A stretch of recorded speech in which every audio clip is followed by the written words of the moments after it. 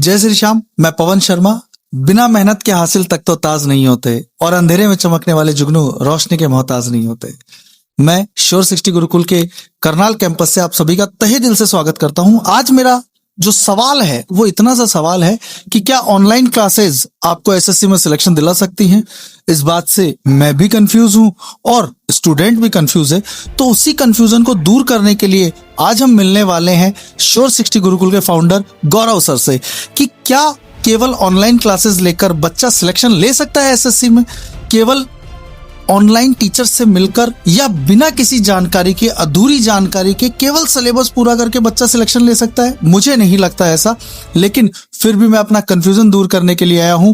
आज श्योर 60 गुरुकुल के फाउंडर जो गौरव सर हैं उनसे हम लोग व्यक्तिगत बात करने वाले हैं इसी मामले में कि क्या एसएससी के लिए ऑफलाइन क्लासेस जरूरी है, मेंटरशिप जरूरी है, बच्चों की गैप रिपोर्ट जरूरी है या रेगुलर मॉक जरूरी है। तो ये चीज आज हम लोग कंफर्म करने वाले हैं।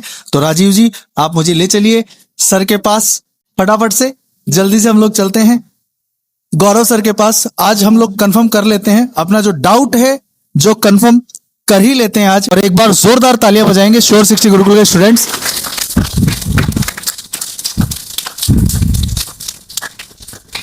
ये मेरे लिए थी, अब गौरव सर के लिए तेज वाली।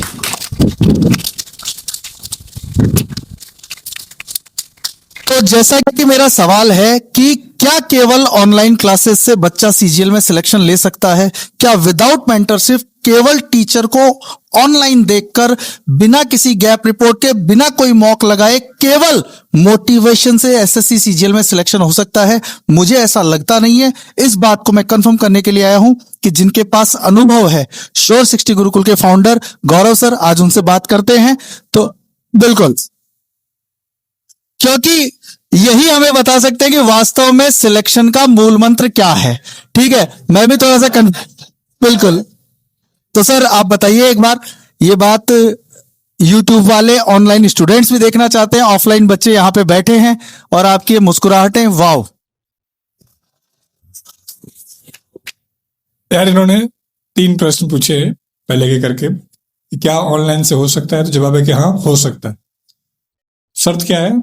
बच्चा खुद उतना डिसिप्लिन हो, खुद उतना रेगुलर रहे, खुद अपने लिए उतना मोटिवेटेड रहे। तो वो थोड़ा सा मिसिंग हो जाता है। आपको पता नहीं हो, हम एक गुरुकुल एट होम चलाते हैं। गुरुकुल एट होम का मतलब जो भी हम आपको दे रहे हैं वो सारा कुछ ऑनलाइन देते हैं। लेकिन देखोगे मैंने कभी प्रमोट नहीं किया, लेकिन 2-3 साल पहले देखोगे तो मैंने बहुत प्रमोट किया और अच्छे खासे बच्चे खरीद लेते थे। 2000 2500 बच्चे, और 300 भी आता है तो 1.5 लाख हो गया बिना कुछ किए। फिर मैंने महसूस किया कि वो बच्चे रेगुलर ही नहीं है। जैसे भी जब मैं क्लास शुरू किया था तो लगभग 6 बच्चे थे, अभी बीच में 3 हो गए थे, अब 4 हो गए। तो ये मजा है ऑनलाइन का कि मन किया तो पढ़े, मन किया तो भगा दिए टीचर को पीछे, आगे नहीं पढ़े, कुछ और पढ़ने लगे। तो ये उस बच्चे के लिए तो ठीक है जो सेल्फ डिसिप्लिन है, उसका परसेंटेज लगभग नहीं के बराबर है। हम लोग उस कैटेगरी में आते हैं। मूवी देख रहे हैं, नहीं मजा आया, चलेगा उठ के। लेकिन मान लो खुद हम मूवी शूट करें तो हम नहीं जा सकते, उसके पार्ट है। दूसरा इन्होंने बोला कि क्या मेंटरशिप के बिना और बिना मॉक के बात बन सकती है? नहीं बन सकती है। तो ये तो बात सही है कि बिना कोच की बात बनेगी नहीं। इसीलिए आप देखोगे आज की डेट में शायद ही कोई टेलीग्राम चैनल है जो मेंटरशिप प्रोग्राम नहीं चला रहा है। 200 300 400 लेकर के ड्रामा चल रहा है। कल भी कोई अपना बालक आया पुराना, सिलेक्टेड है, कहा 7000 बच्चे को तो मैं मेंटरशिप दे रहा हूँ। मैं कहा एक प्रश्न पूछूंगा तो ईमानदारी से बताना कि 7000 बच्चे में कितने हैं जो रेगुलर तुमसे पूछते हैं? कहा सच बताऊं? हाँ। कहा लगभग 100 भी नहीं है। जिनसे हम 1-2 बार बात कर लेते हैं, दोबारा वो बात नहीं करते हैं, क्योंकि हम उनको टास्क देते हैं, उनसे नहीं हो पाता है, फिर वो गिल्ट महसूस करते हैं, या जो भी हमसे दोबारा नहीं कनेक्ट करते हैं। मैं कैसे करते हो? कहा कुछ नहीं, कॉलिंग पे बताते हैं। तो मैं कहा आप ही बताते हो? कहा नहीं, शुरू में बताता था, मैंने 10-10 हजार रुपए के लड़के रख लिए, वो बताते हैं। तो मैं कहा उनको नहीं पता है? नहीं, उनको हमने बताया कि सारे सिलेक्टेड हमारी टीम है, तो वो करते हैं। तो हम ये नहीं करें कि बिना सिलेक्टेड वाला नहीं बता सकता है, लेकिन बताने से अमीर कोई बन जाता तो हर कोई अमीर बन जाता। बताने से यदि कोई पास हो जाता तो पूरा भारत ही, शायद ही कोई कोचिंग नहीं कर रहा हो, शायद ही कोई मेंटरशिप या टेस्ट नहीं दे रहा हो, सभी दे रहे हैं। और तीसरा इन्होंने पूछा था कि क्या गुरुकुल आना ही चाहिए? तो ये आपका चॉइस है, ये गलत बात हो जाएगी आना चाहिए नहीं आना चाहिए। हाँ, खिलाड़ी को स्टेडियम में रहने से फायदा होता है, रेगुलरिटी बन जाती है, क्योंकि किसी दिन इसका सुबह उठने का नहीं मन कर रहा है तो यार फाइन काट दे रहे हैं तो ऑटोमेटिक इसको यार साला पागल बना रखा है, चलो चल लेते हैं। तो उस समय तो मन को दुख होता है कि यार कहाँ फंस गया, लेकिन शाम को जब सो रहा होता है तो उसको समझ में आता है यार ठीक रहा, आज मैं उठ के चला गया, आज मैं सीख लिया, मैं पढ़ लिया। हम लोग खुद, कई बार मैं अपने पर्सनल बताऊं, मैं खुद इरिटेट हो जाता हूँ कब ये खत्म होगा। लाइफ शुरू हुई, सुबह से हो रही है, रात तक जा रही है। जैसे कल मुझे मैनेजमेंट वाले मिले, उपाध्याय जी जो बनाते हैं आपका असाइनमेंट, बोला आपके चेहरे से बहुत थकान दिख रही है। मैं, मेरा चेहरा ऐसा है। कहा नहीं, कल भी तो ऐसा ही नहीं था, लेकिन फिर भी तो नहीं दिख रही थी। तो फिर मैंने याद किया कि मैं कल सो नहीं पाया था। अभी पता नहीं क्या हुआ, ये कोई प्रॉब्लम ना शुरू हो रही, मैं सो रहा हूँ, 10 मिनट में नींद पूरी हो जा रही है। तो फिर मुझे घड़ी देख रहा हूँ तो मुझे अभी तो 3:10 ही हो रहा है, मैं तो 4 बजे तक सोना था। फिर कोशिश कर रहा हूँ, फिर नहीं सो पा रहा हूँ। बस आप लोग ये मत करिएगा, आप लोग खेलते रहिएगा, एंजॉय करते रहिएगा। हाँ, यहाँ जो शुरुआत जिस पर्पज से की गई थी वो पर्पज में मिसिंग कर रहा हूँ आपसे। शुरुआत ये किया गया था कि सबका सिलेक्शन हो, लेकिन मुझे लग रहा है कुछ ही लोगों के सिलेक्शन तक सेंट्रलाइज होकर रह गया। तो उसमें वजह क्या है कि टीचिंग या स्टडी एक ऐसा प्रोसेस है, टीचिंग तो ना कहीं स्टडी, ये सेल्फ मोटिवेटेड होता है। उस मोटिवेशन में हम आपको लाइब्रेरी तक पहुंचा सकते हैं, टारगेट दे सकते हैं, मेंटरशिप दे सकते हैं, लेकिन हम आपकी किताब को खोल के खुद नहीं पढ़ सकते। मैं इसको पकड़ के ला रहा हूँ कि रील देख रहा था, तो ये कितना दुख की बात है कि मैं एक बच्चे को रील देखने के लिए पकड़ के ला रहा हूँ, मूवी देखने के लिए पकड़ के ला रहा हूँ, बात करने के लिए लेके आ रहा हूँ।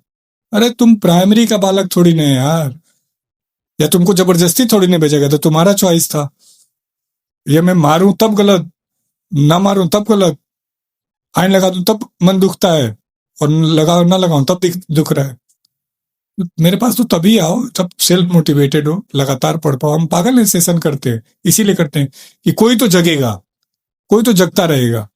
डेली पवन सर उसी एनर्जी से पढ़ाएं, ये पॉसिबल नहीं है, लेकिन पवन सर को पढ़ाना पड़ेगा क्योंकि इस बात के लिए सैलरी ले रहे हैं।